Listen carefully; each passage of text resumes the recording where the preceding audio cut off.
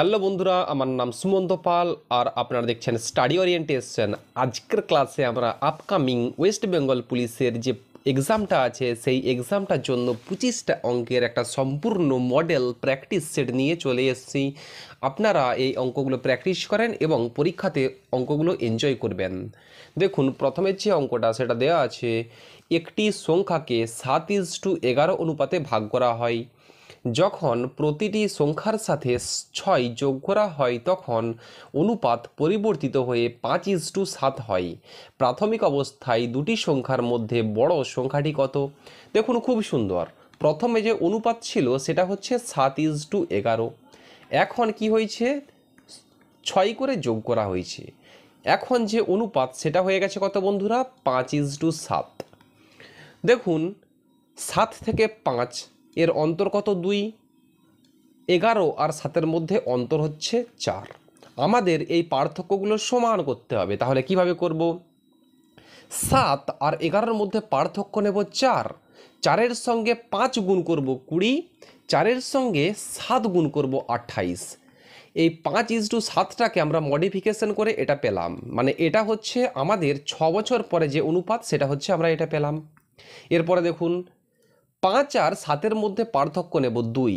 2-এর সঙ্গে 7 গুণ করব 14, 2-এর সঙ্গে 11 গুণ করব 22। দেখুন, আমরা এই যে উপরের অনুপাতটা পেলাম 14:22, এটা হচ্ছে 7:11কে মডিফাই করে পেলাম। আমরা এটা কেন করলাম বন্ধুরা সেটা একটু বুঝেন। দেখুন, আমরা 14 থেকে 20 কত বেশি? 6 বেশি। 22 থেকে 28 কত বেশি? 6 বেশি। দেখুন, এখানেও এসছে 6, এখানেও এসছে 6, আবার কোয়েশ্চেনে বলা আছে 6। তাহলে কি বলা আছে? বলছে প্রাথমিক অবস্থায় দুটি সংখ্যার মধ্যে বড় সংখ্যাটি। দেখুন, 7 আর 11-এর মধ্যে বড় কোনটা? 11। তাহলে 11কে আমরা মডিফিকেশন করে কত পেয়েছি? 22। তাহলে অপশান ডি হবে সঠিক উত্তর। নেক্সট অঙ্কটা দেখে নিন। একটি লোক এ স্থান থেকে বি স্থানে যায় 12 কিমি পার ঘন্টা বেগে এবং বি থেকে এ স্থানে এতে ফিরে আসেন 18 কিমি পার ঘন্টা বেগে। তার পুরো যাত্রাপথের গড় গতিবেগ কত ছিল? দেখুন, একটা কনসেপ্ট আছে। আমরা যদি কোনো একটা নির্দিষ্ট দূরত্ব এক্স কিমি পার ঘন্টায় যাই, আবার সেই দূরত্বই এক্স কিমি না, মানে আমরা একটা অন্য গতিবেগে যাচ্ছি আবার ফিরে আসছি একটা অন্য গতিবেগে, মানে ওয়াই কিমি পার ঘন্টা গতিবেগে ফিরে আসছি, তাহলে গড় গতিবেগ যেটা হবে সেটা হবে 2 into x into y by x যুক্ত ওয়াই। দেখুন, এই কনসেপ্টটা দিয়ে আরও একটা ম্যাথ করা যায়। সেটা হচ্ছে, আমি যদি একটা নির্দিষ্ট দূরত্ব এক্স কিমি পার ঘন্টায় যাই, আবার অতটা দূরত্ব মানে এটা যে দূরত্ব সেই দূরত্বই আমি যদি ওয়াই কিমি পার ঘন্টায় যাই, সেক্ষেত্রেও এই যে ফর্মুলা এটা হবে 2xy by x plus Y. তাহলে এক্সের জায়গায় আমরা 12 আর ওয়াইয়ের জায়গায় 18 বসিয়ে দেবো। তাহলে 2 ইন্টু 12 ইন্টু 18 বাই 12 যুক্ত 18 মানে হচ্ছে 30। তাহলে 2 15, 3 দিয়ে কাটবে 5, এটা 3 দিয়ে কাটবে 6, তাহলে 12 6 72 বাই 5। তাহলে আমরা জানি 14 5 70, তাহলে 14 পূর্ণ 2 বাই 5। দেখুন, অপশান এ হবে সঠিক উত্তর। বার্ষিক 5% হারে কোনো আসল এর 2 বছরের সরল ও চক্রবৃদ্ধি সুদের অনুপাত কত? দেখুন, খুব সুন্দর। বার্ষিক 5% হারে, তাহলে 5% সমান আমরা জানি কি 5/100 সমান হচ্ছে 5 দিয়ে কাটবো 1, 5 দিয়ে কাটবো 20, তাহলে হচ্ছে 1/20। দেখুন, এখানে 2 বছরের বলা আছে, তাহলে আমরা কি করব? 20 স্কোয়ার করে দেব। এটা মনে মনে করব। তাহলে 20 স্কোয়ার কত? 400। 400 হচ্ছে আমার এখানে আসল। এরপরে দেখুন, এটা হচ্ছে প্রথম বছর, এইটা হচ্ছে দ্বিতীয় বছর। ভালো করে সিস্টেমটা বুঝে নেন। প্রথম বছরে কত? 5% হারে, তাহলে প্রথম বছরে কি হচ্ছে? 5%। তাহলে 400-র 5% মানে কি? 400 ইন্টু 5/100 মানে হচ্ছে 20। ঠিক একই রকমভাবে দ্বিতীয় বছরে হচ্ছে 5%, তাহলে 400 ইন্টু 5/100 মানে হবে 20। এই দুটো কি বন্ধুরা? এটা হচ্ছে প্রথম বছরের সরল সুদ, এটা হচ্ছে দ্বিতীয় বছরের সরল সুদ। এরপরে দেখেন চক্রবৃদ্ধি সুদটাকে আমরা কিভাবে বের করি। প্রথম বছরের সরল সুদ হচ্ছে 20, প্রথম বছরের চক্রবৃদ্ধি সুদ হচ্ছে 20। দ্বিতীয় বছরের সরল সুদ হচ্ছে 20, কিন্তু দ্বিতীয় বছরের যে চক্রবৃদ্ধি সুদ সেটা হচ্ছে 400 থেকে তো 5% এসছে, আবার 20 থেকে 5% আসবে। তাহলে 20-র 5% মানে কত বন্ধুরা? 20 ইন্টু 5/100 মানে হচ্ছে 1। তাহলে দ্বিতীয় বছরের চক্রবৃদ্ধি সুদ হচ্ছে 20 যুক্ত 1 মানে হচ্ছে 21। এরপরে দেখুন সরল সুদ আর চক্রবৃদ্ধি সুদের অনুপাত। তাহলে সরল সুদ কত? মোট 20 যুক্ত 20 মানে 40, আর চক্রবৃদ্ধি সুদ মোট কত? 20 যুক্ত 20 যুক্ত 1 মানে হচ্ছে 41। তাহলে 40:41, অপশান সি হবে সঠিক উত্তর। নেক্সট অঙ্কটা দেখে নিন। রুট 2n সমান 64 হলে n এর মান কত? দেখুন খুব সুন্দর। তাহলে √2n সমান হচ্ছে 64। এরপর কি করব? দুদিক স্কোয়ার করে দেব, এদিকেও স্কোয়ার করে দিলাম। তাহলে রুট আর স্কোয়ারে উঠে যাবে। তাহলে 2n সমান হবে 64 মানে কত বন্ধুরা? 2⁶ মানে 6টা 2কে গুণ করলে হয় 64। ওর জন্য আমরা লিখলাম 2⁶। টু দি পাওয়ার তো 2 আছেই। তাহলে দেখুন এটা আমরা লিখব 2n সমান 2⁶ ইন্টু 2 মানে হচ্ছে 12। এরপর 2 2 উঠে যাবে। তাহলে n ইজ ইকুয়ালস টু পেলাম 12। অপশান সি হবে সঠিক উত্তর। নেক্সট অঙ্কটা দেখে নিন। কোন ক্ষুদ্রতম সংখ্যাকে 6, 10, 15 এবং 16 দ্বারা ভাগ করলে প্রতি ক্ষেত্রে 5 অবশিষ্ট থাকবে, কিন্তু 29 দ্বারা ভাগ করলে কোনো অবশিষ্ট থাকবে না? খুব সুন্দর একটি অঙ্ক। এই অঙ্কটা খুবই গুরুত্বপূর্ণ। তাহলে দেখুন প্রথমে আমরা 6, 10, 15 এবং 16 এর লসাগু করব। তাহলে 6, 10, 15 আর 16 লসাগু করব। এটা হবে হচ্ছে 16। তাহলে 2 দিয়ে যাবে, 2 3 6, 2 5 10, 15 তো থাকবেই, আর এটা হবে হচ্ছে 8। আবার যাবে হচ্ছে 3 দিয়ে, 3 1 3, 5 3 5 15, 8। আবার যাবে হচ্ছে বন্ধুরা 5 দিয়ে, 1 1 1 8। এরপর সব গুণ করে দেব। 2 দুগুণে 6, 3 দুগুণে 6, 6 5 30, 30 ইন্টু 8 মানে হচ্ছে 240। তাহলে দেখুন 240 হচ্ছে লসাগু। বলছে কি বলছে? প্রতি ক্ষেত্রে যদি আমরা ভাগ করি, 29 দিয়ে যখন ভাগ করব তখন হচ্ছে 5 করে অবশিষ্ট থাকবে। 29 দিয়ে ভাগ করলে না, বলছে কোন ক্ষুদ্রতম সংখ্যাকে 6 দিয়ে ভাগ করলে 5 অবশিষ্ট থাকবে, 10 দিয়ে ভাগ করলেও 5 অবশিষ্ট থাকবে, কিন্তু 29 দিয়ে ভাগ করলে অবশিষ্ট থাকবে না। তাহলে দেখুন এটা আমরা কি করব? তাহলে 240 হচ্ছে লসাগু, এটার সঙ্গে আমরা কি করব? কে গুণ করব। এটার সঙ্গে আমরা কে গুণ করব, যুক্ত 5 করব, এবং এটাকে 29 দিয়ে ভাগ করব। তাহলে কে এর মান এমন কিছু বসাতে হবে যেটা 29 দিয়ে ভাগ হয়ে যাবে, আবার এই অপশানগুলোর সঙ্গে ম্যাচ করবে। দেখুন এখানে 240-এর গুণিতক কোনগুলো আছে? তাহলে 240 যুক্ত 5 245। আমরা যদি কে এর মান 1 ধরি তাহলে কত হচ্ছে? 245। তাহলে দেখুন কে এর মান যদি আমরা 2 ধরি তাহলে কত হচ্ছে? 480 যুক্ত 5 মানে হচ্ছে 485। কে এর মান 3 ধরলে কত হচ্ছে? 720 যুক্ত 5 725। দেখুন 725-এর বেশি অপশানে নেই। তাহলে 245, এটা কি 29 দিয়ে ভাগ যাবে? এটা 29 দিয়ে ভাগ যাবে না। তাহলে অপশান বি হবে না। 485 কি এখানে উত্তর আছে? ওখানে অপশানে নেই। 725 কিন্তু এখানে আমার অপশানে আছে। তাহলে 725 আবার 29 দিয়েও ভাগ যাচ্ছে। তাহলে দেখুন 725 এমন একটা সংখ্যা যেটা 29 দিয়ে ভাগ চলে যাচ্ছে, আবার 6 দিয়ে ভাগ করলে 5 অবশিষ্ট থাকছে, 10 দিয়ে ভাগ করলে 5 অবশিষ্ট থাকছে, 15 দিয়ে ভাগ করলে 5 অবশিষ্ট থাকছে, আবার 16 দিয়েও ভাগ করলে 5 অবশিষ্ট থাকছে। তাহলে অপশান সি হবে এখানে আমার সঠিক উত্তর। নেক্সট অঙ্কটা দেখে নিন। আশা করি অঙ্কটা ভালোভাবে বুঝতে পেরেছেন। নেক্সট অঙ্কটা দেখে নিন। যদি কোনো জিনিস 200% লাভে বিক্রি করা হয় তবে ক্রয়মূল্য এবং বিক্রয় মূল্যের অনুপাত কত হবে? দেখুন খুব সুন্দর কি লেখা আছে? 200% লাভ। 200% মানে কি বন্ধুরা? 200/100 মানে 0 0 0 0 কেটে দিলাম। তাহলে 200% সমান আমরা পেলাম হচ্ছে 2/1। দেখুন 200% লাভ মানে 1 টাকায় কিনেছি, 200% লাভ। 200% মানে কি? 1-এর 200% মানে 2 হচ্ছে লাভ। তাহলে 1 টাকায় কিনেছি, তাহলে ক্রয় মূল্য যখন 1 তখন হচ্ছে লাভ কত? লাভ হচ্ছে 2, মানে 200% লাভ মানে 2 লাভ। তাহলে বিক্রয় মূল্য কত? লাভ যুক্ত ক্রয় মূল্য, তাহলে 3 হচ্ছে বিক্রয় মূল্য। তাহলে দেখুন ক্রয় মূল্য আর বিক্রয় মূল্যের অনুপাত হবে 1:3। অপশান সি হবে সঠিক উত্তর। নেক্সট অঙ্কটা দেখে নিন। এবিসিডি একটি বৃত্তস্থ চতুর্ভুজ। এবি বাহুকে ই পর্যন্ত বর্ধিত করা হলো। কোণ এডিসি সমান 57 ডিগ্রি হলে কোণ সিবিই এর মান কত? দেখুন খুব সুন্দর। প্রথমে আমরা একটা বৃত্ত আঁকবো, ওর মধ্যে একটা চতুর্ভুজ এঁকে নেব। আবার আমরা জানি বৃত্তস্থ চতুর্ভুজের বিপরীত কোণগুলি পরস্পর সম্পূরক। এটা মানে কি? বিপরীত কোণ মানে এই কোণটার বিপরীত কোণটা হচ্ছে এইটা। তাহলে আমরা যদি নাম দিই এ বি সি ডি, তাহলে বৃত্তস্থ চতুর্ভুজ মানে এবিসিডি চতুর্ভুজের বিপরীত কোণ মানে এর উল্টো দিকের কোণ কি? সি, মানে এ আর সি দুটো কোণ মিলিয়ে হবে হচ্ছে কত বন্ধুরা? 180 ডিগ্রি। তাহলে দেখুন এই দুটো কোণ মিলিয়ে যদি আমার 180 ডিগ্রি হয়, তাহলে আমার এখানে কি বের করতে বলেছে দেখে নিন। এবি বাহুকে ই পর্যন্ত বাড়িয়ে দিলাম, তাহলে এবি বাহুকে আমরা ই পর্যন্ত হচ্ছে বাড়িয়ে দিলাম। বলা আছে এডিসি সমান 57, এডিসি মানে এই কোণটা বলা আছে হচ্ছে কত বন্ধুরা? 57 ডিগ্রি। তাহলে এই কোণটা কত হবে? এই কোণটা হবে 180 মাইনাস 57, মানে কোণ ডি যদি 57 ডিগ্রি হয় তাহলে কোণ বি হবে হচ্ছে 180 মাইনাস 57। তাহলে 180 থেকে আমরা 57 কি করব? বিয়োগ করে দেব। তাহলে কত হবে? এটা হবে 3, হাত থেকে 1, 5 আর 1 6, 2 মানে 123 ডিগ্রি। তাহলে কোণ বি পেলাম আমরা 123 ডিগ্রি। তাহলে আমাদের বের করতে বলেছে সিবিই, তাহলে আমাদের এই কোণটা বের করতে বলেছে। তাহলে এই কোণটা কি হবে?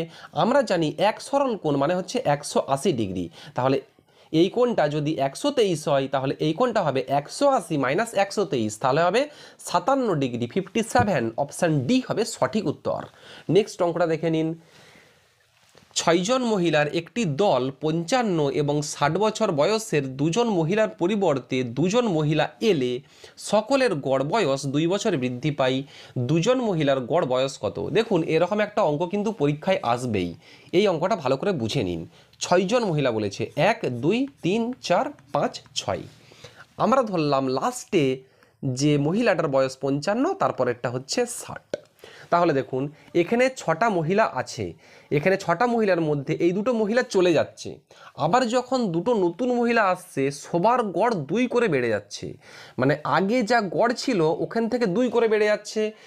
একজনের 2 বাড়ছে মানে সবার কত বাড়ছে? মোট আছে 6 জন, তাহলে 6 ইন্টু 2 মানে মোট হচ্ছে 12 বাড়ছে। মানে 55 সঙ্গে 60 যোগ করলে কত হচ্ছে? 115। 115 যাচ্ছে, যখন আসছে তখন কি হচ্ছে? আরও 12, 6 দুগুণে 12 মানে আরও 12 কেজি ওজন বেশি আনছে। তাহলে 115 কেজি ওজন এখান থেকে বেরিয়ে যাচ্ছে।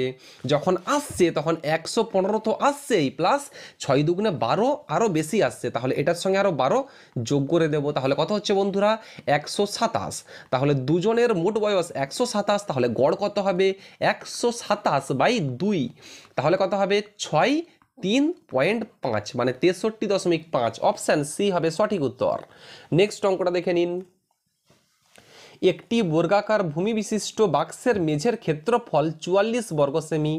বাক্সের উচ্চতা 10 সেমি হলে তার ভিতরে প্রতি বর্গ সেমিতে 10 টাকা হিসাবে রূপোর পাত বসাতে কত খরচ হবে? দেখুন খুব সুন্দর একটি অঙ্ক।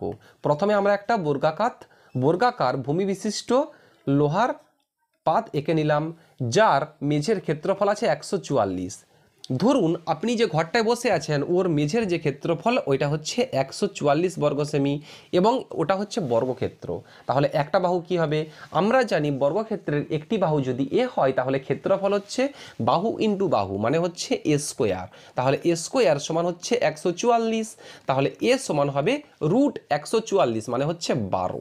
তাহলে আমরা পেলাম বর্গক্ষেত্রের একটি বাহু হচ্ছে 12 সেন্টিমিটার, মানে প্রতিটা বাহুই হচ্ছে 12 সেন্টিমিটার করে হবে। এরপরে দেখুন আমরা যখন এটাকে উচ্চতা করব, মানে যে দেওয়ালগুলো দেখুন এখানে বলা আছে উচ্চতা হচ্ছে 10 সেন্টিমিটার। তাহলে আমরা কি করব?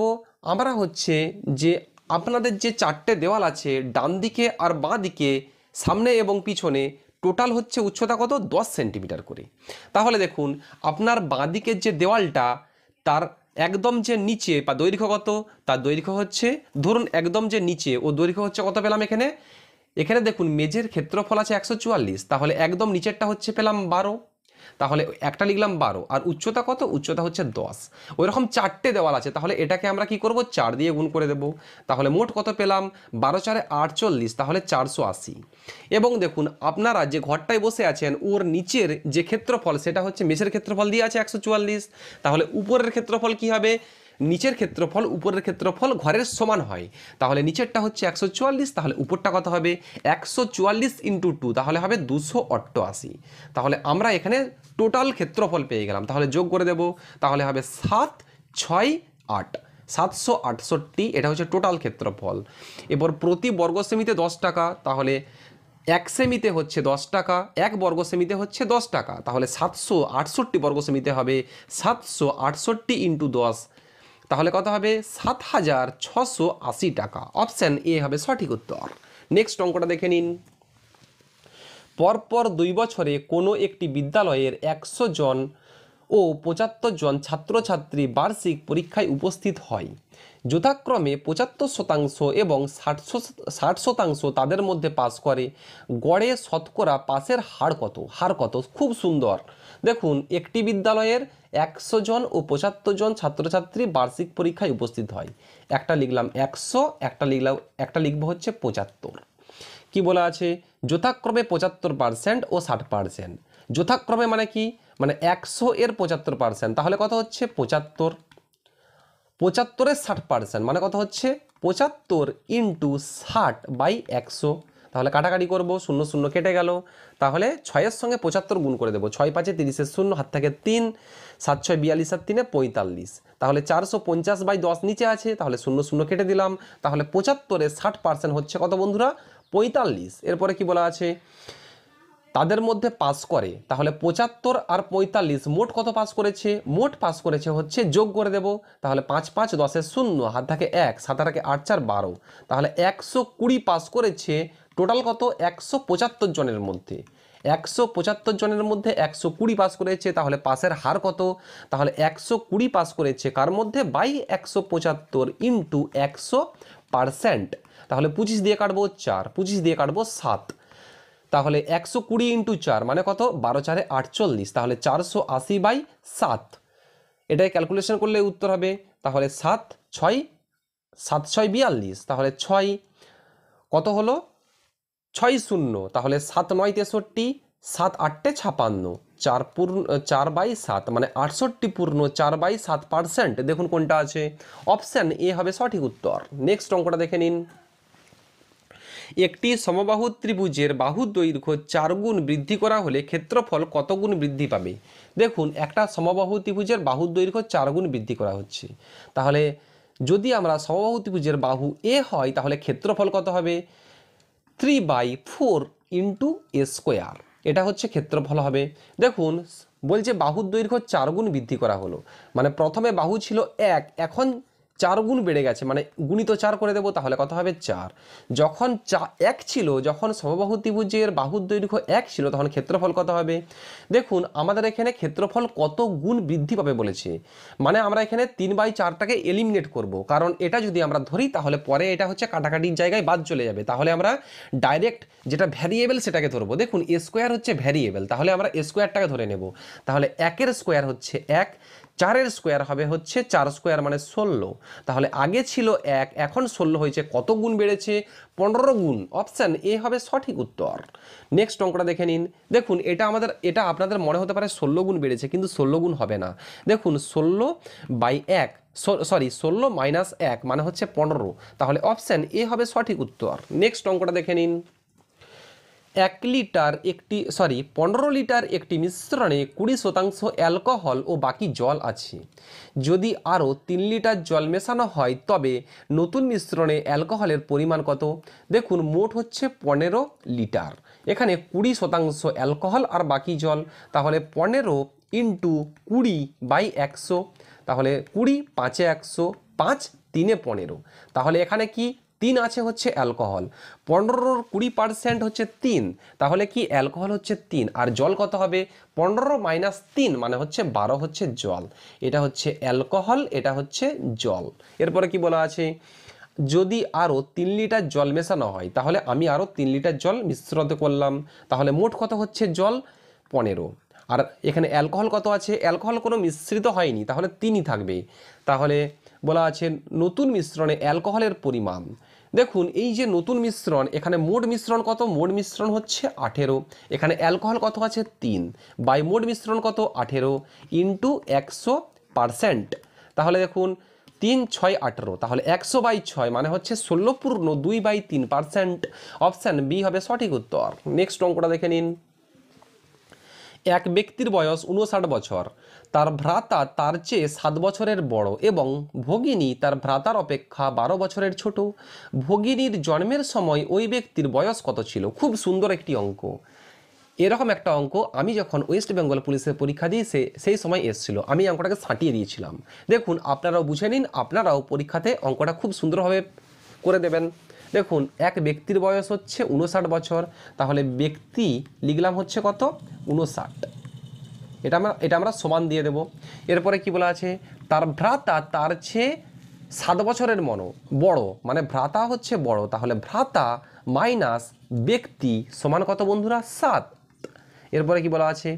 ভগিনী তার ভ্রাতার অপেক্ষা 12 বছরের ছোট, তাহলে ভগিনী হচ্ছে ছোট, তাহলে কি ভ্রাতা হচ্ছে বড়, তাহলে ভ্রাতা মাইনাস ভগিনী সমান কত বন্ধুরা? 12। এরপরে কি বলা আছে? ভগিনীর জন্মের সময়, তাহলে ভগিনী জন্মের সময় ভগিনীর বয়স কত হবে? 0। তাহলে ভগিনী যখন ভগিনীর জন্মের সময় ভগিনীর বয়স হচ্ছে 0, তখন ভ্রাতার বয়স কত? তখন ভ্রাতার বয়স হচ্ছে 12। তাহলে দেখুন, এখানে আমরা কি করব? ভ্রাতার জায়গায় 12 বসিয়ে দেব। তাহলে 12 মাইনাস ব্যক্তি সমান হচ্ছে 7। তাহলে ব্যক্তিটাকে আমরা ডান দিকে নিয়ে চলে যাব। তাহলে ব্যক্তি সমান হবে 12 মাইনাস 7 মানে হচ্ছে 5 বছর। তাহলে ভগিনীর জন্মের সময় ওই ব্যক্তির বয়স হবে 5 বছর। অপশান এ হবে সঠিক উত্তর। নেক্সট অঙ্কটা দেখে নিন। একটি আয়তাকার মাঠে দৈর্ঘ্য ও প্রস্থের লসাগু ও গোসাগু যথাক্রমে 60 মিটার ও 4 মিটার এবং প্রস্থ দৈর্ঘ্যের 3/5 অংশ হয়, তবে মাঠটির দৈর্ঘ্য কত?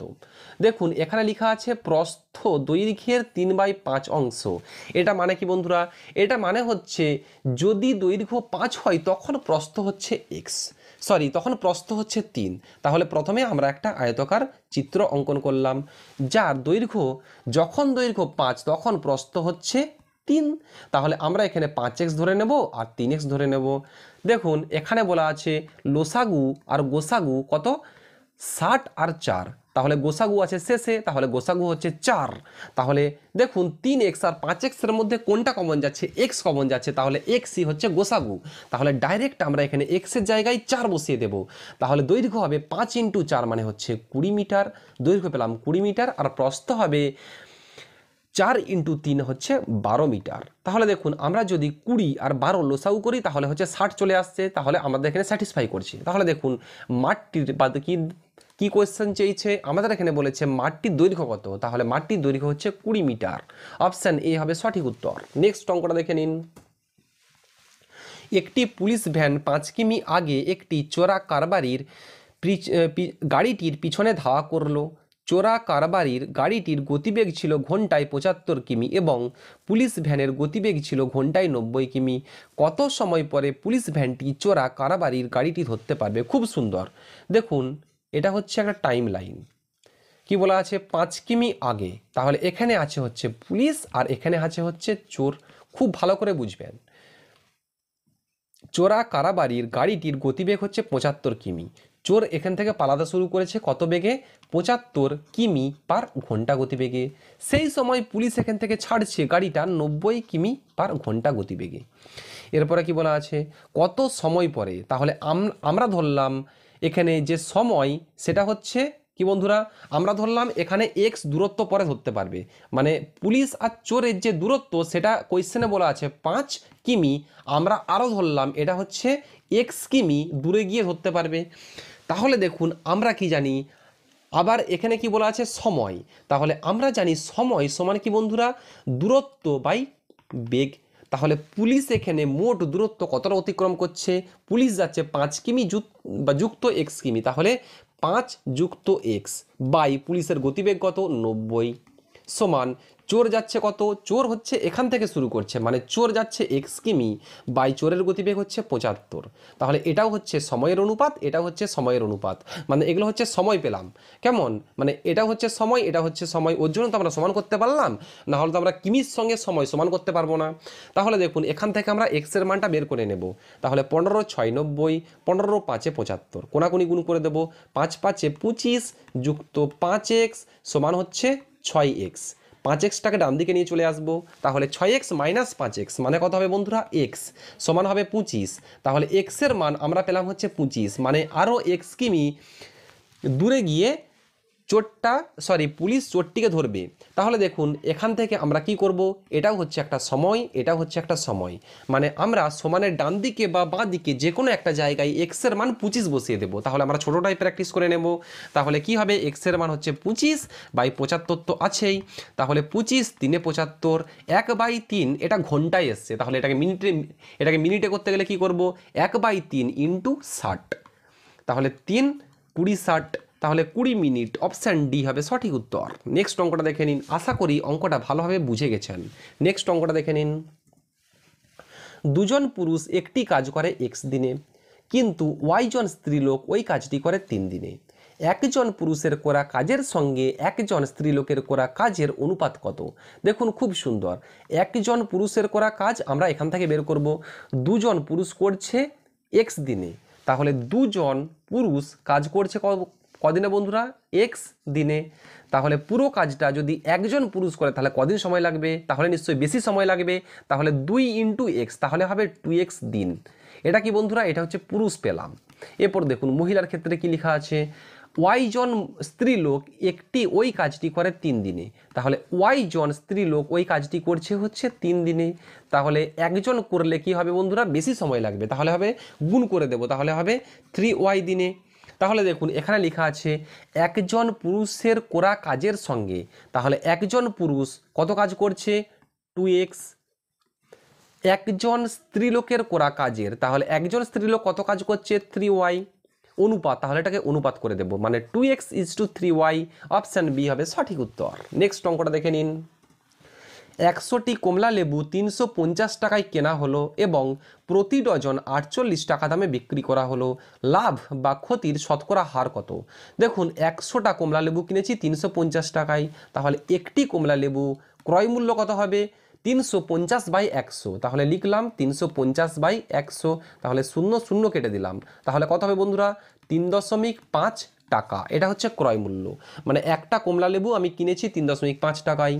এরপরে কি বলেছে, প্রতি ডজন, তাহলে 12টি কমলা লেবুর বিক্রয় মূল্য কত বন্ধুরা, 12টি কমলা লেবু বিক্রি করছি 48 টাকায়, তাহলে একটি কমলা লেবুর বিক্রয় মূল্য হবে হচ্ছে 48/12, তাহলে হচ্ছে 4 টাকা, মানে 3.5 টাকায় কিনেছি 4 টাকায় বিক্রি করছি, তাহলে কত লাভ হচ্ছে, 4 মাইনাস 3.5 বাই ক্রয় মূল্য, তাহলে 3.5 ইন্টু 100%, এটা হবে হচ্ছে লাভ হচ্ছে বন্ধুরা, কেমন? তাহলে দেখুন 0.5 বাই 3.5 ইন্টু 100, উপরে একটা সংখ্যার আগে দশমিক উঠিয়ে দিলাম, নিচেও একটা সংখ্যার আগে দশমিক উঠিয়ে দিলাম, 5 7 35, তাহলে 100/7 মানে 14/2/7% লাভ, অপশান এ হবে সঠিক উত্তর। নেক্সট অঙ্কটা দেখে নিন, যদি 132 মিটার রিবনের মূল্য 2465.82 টাকা, একই রিবনের 1 মিটারের খরচ কত?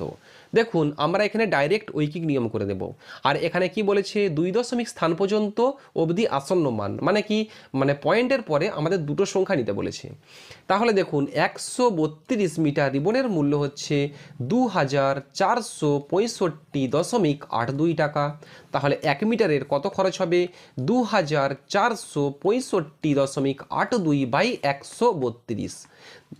বা দেখুন বন্ধুরা, এই অঙ্কগুলো পরীক্ষায় কেন আসে, এই অঙ্কগুলো পরীক্ষায় দেয় তার কারণ হচ্ছে এই যে ক্যালকুলেশনটা, এটা করতে আপনাদের একটু বেশি সময় লাগবে, তাহলে আপনারা মানে অন্য যে অঙ্কগুলো আছে ওই অঙ্কগুলো করতে একটু কম সময় পাবেন। এবং এক্সামিনার কি চাই, এক্সামিনার চাই হচ্ছে আপনি কম করেন, ঠিক আছে, কিন্তু আপনি কি চান, আপনি চান যাতে আমি ওই চাকরিটা পেয়ে যাই, ওর জন্য আপনাকে এই অঙ্কগুলো বাড়িতে কি প্র্যাকটিস করতে হবে। আপনারা এই অঙ্কগুলো বাড়িতে যত বেশি প্র্যাকটিস করবেন পরীক্ষার খাতায় অত তাড়াতাড়ি করতে পারবেন এবং চাকরিটা অবশ্যই পেয়ে যাবেন। নেক্সট অঙ্কটা দেখে নেন, তাহলে এই অঙ্কটা আপনারা বাড়িতে প্র্যাকটিস করেন। নেক্সট অঙ্কটা দেখে নিন, 4/5 ও 6 পূর্ণ 1/5 এর গড় নির্ণয় করো। তাহলে দুটো সংখ্যার গড় মানে আমরা কি করব, তাহলে 4/5 যুক্ত 6 পূর্ণ 1/5, এটা করে আমরা 2 দিয়ে ভাগ করে দেব। তাহলে দেখুন এটা কি আমি করব না আপনারা বাড়িতে করবেন, এই অঙ্কটাও আপনারা বাড়িতে প্র্যাকটিস করেন। তাহলে দেখুন নেক্সট অঙ্কটা দেখে নিন, দুধের সাথে জল কি অনুপাতে মিশিয়ে ক্রয়মূল্যে বিক্রি করলে 20% লাভ হবে। দেখুন এখানে কি লেখা আছে, দুধের সাথে জল, এটা কিন্তু ইম্পর্টেন্ট। এখানে যদি জলের সাথে দুধ থাকতো তাহলে কিন্তু উত্তর আলাদা হতো। এখানে হচ্ছে দুধের সাথে জল আছে, এটা কিন্তু আপনারা একটু পরীক্ষার সময় ভালো করে পড়ে নেবেন। দুধের সাথে জল, তাহলে একটা লিখলাম দুধ, একটা লিখলাম জল। যখন দুধ আছে আমার 100 এবং কি বলা আছে, জল কি অনুপাতে মিশিয়ে ক্রয় মূল্যে বিক্রি করলে 20% লাভ হবে, তাহলে 20% লাভ করতে গেলে দুধ আমার যখন 100 তখন আমার জল দিতে হবে হচ্ছে 20। তাহলে অনুপাত কত হবে, 20 দিয়ে কাটবো 5, 20 দিয়ে কাটবো 1, তাহলে 5:1, অপশান এ হবে সঠিক উত্তর। যদি এখানে বলতো জলের সাথে দুধ তাহলে কিন্তু 1:5 হতো। নেক্সট অঙ্কটা দেখে নিন। কোনো ত্রিভুজের পরিকেন্দ্র, ভরকেন্দ্র, লম্ববিন্দু একই বিন্দু হলে ত্রিভুজটি হলো, এটা হবে হচ্ছে সমবাহু ত্রিভুজ। মানে সমবাহু ত্রিভুজ কি, যার তিনটে বাহু সমান মানে তার পরিকেন্দ্র, ভরকেন্দ্র ও লম্ববিন্দু হচ্ছে একই হবে। নেক্সট অঙ্কটা দেখে নিন। দেখুন এখানে একটা খুব সুন্দর অঙ্ক দেওয়া আছে, 2 × 1 + 25 × 1.25 যুক্ত 0.25 × 0.25। তাহলে আমরা এখানে কি করব, 1.25 এটা ধরবো এ, তাহলে এখানে দুটো আছে, তাহলে আমরা কি লিখতে পারি বন্ধুরা, এ স্কোয়ার। এখানে 0.25 দুটো আছে, তাহলে এটা আমরা লিখব বি স্কোয়ার। তাহলে আমরা জানি বন্ধুরা 2 × a² + b² এর ফর্মুলা। তাহলে এটা কি হবে, এটা হবে a + b তার হোল স্কোয়ার মাইনাস, সরি এটা হবে হচ্ছে প্লাস a - b তার হোল স্কোয়ার। দেখুন এটা হচ্ছে 2 × a² + b² এর ফর্মুলা হচ্ছে এইটা, কিন্তু 4ab যে ফর্মুলা এর ক্ষেত্রে কিন্তু এই প্লাসটা মাইনাস হয়ে যাবে, এটা কিন্তু খেয়াল রাখবেন। তাহলে দেখুন আমরা এখানে কি করব, তাহলে আমরা এখানে করব হচ্ছে a এর জায়গায় 1.25 বসিয়ে দেব আর b এর জায়গায় 0.25 বসিয়ে দেব। তাহলে দেখুন a এর জায়গায় আমরা কি করব, 1.25 যুক্ত 0.25, তাহলে কত হবে 1.50, তাহলে শূন্যটাকে বাদ দিয়ে দেবো, তাহলে আমরা লিখব 1.5, তাহলে এটা আমরা পেলাম 1.5 তার হোল স্কোয়ার যুক্ত a - b, মানে 1.25 মাইনাস 0.25, তাহলে এটা হচ্ছে আমার 1, তাহলে এটা হবে হচ্ছে 1²। দেখুন 15কে 15 দিয়ে গুণ করব, তাহলে কত হচ্ছে 225। দেখুন 1.5-এর সঙ্গে 1.5 গুণ করছি, তাহলে দুটো পয়েন্ট আগিয়ে যাবে, তাহলে হবে 2.25 যুক্ত 1² মানে হচ্ছে 1, তাহলে হবে হচ্ছে বন্ধুরা 3.25। অপশান ডি হবে সঠিক উত্তর। নেক্সট অঙ্কটা দেখে নিন। একটি বিদায় সম্বর্ধনায় 20 জন ছাত্র উপস্থিত ছিল, প্রত্যেকের সাথে করমর্দন করলে মোট করমর্দনের সংখ্যা কত। দেখুন এই অঙ্কটা হচ্ছে খুবই গুরুত্বপূর্ণ। এরকম অঙ্ক যদি পরীক্ষায় চলে আসে আপনারা কিন্তু ফর্মুলা না জানলে এটা করতে পারবেন না। তাহলে দেখুন কি বলছে, করমর্দন মানে কি বন্ধুরা, করমর্দন মানে হচ্ছে হ্যান্ডশেক। বলছে একটা ঘরের মধ্যে 20 জন ছাত্র আছে, গোদা বাংলায় বলছি, একটা ঘরের মধ্যে 20 জন ছাত্র আছে, সবাই সবার সাথে হ্যান্ডশেক করছে, তাহলে মোট হ্যান্ডশেকের সংখ্যা কতগুলো হবে। তাহলে এটার যে ফর্মুলা সেটা হবে n × n - 1/2। তাহলে n এর জায়গায় আমরা 20 বসিয়ে দেবো, তাহলে 20 × 19/2, 20 × 19/2, তাহলে 2 দিয়ে কাটবো 10, তাহলে 19×10 হচ্ছে 190। দেখুন আর একটা ফর্মুলা আছে n × n + 1/2। এটা কি বন্ধুরা, এটা হচ্ছে 1 থেকে n পর্যন্ত সংখ্যাগুলোর যে যোগফল, ওর ফর্মুলা হচ্ছে এইটা। 1 থেকে n তম সংখ্যার যোগফলের ফর্মুলা হচ্ছে, মাঝখানে হচ্ছে প্লাস আসছে, হ্যান্ডশেকের ক্ষেত্রে এটা কিন্তু মাইনাস আসবে, এটা কিন্তু খেয়াল রাখবেন। নেক্সট অঙ্কটা দেখে নিন।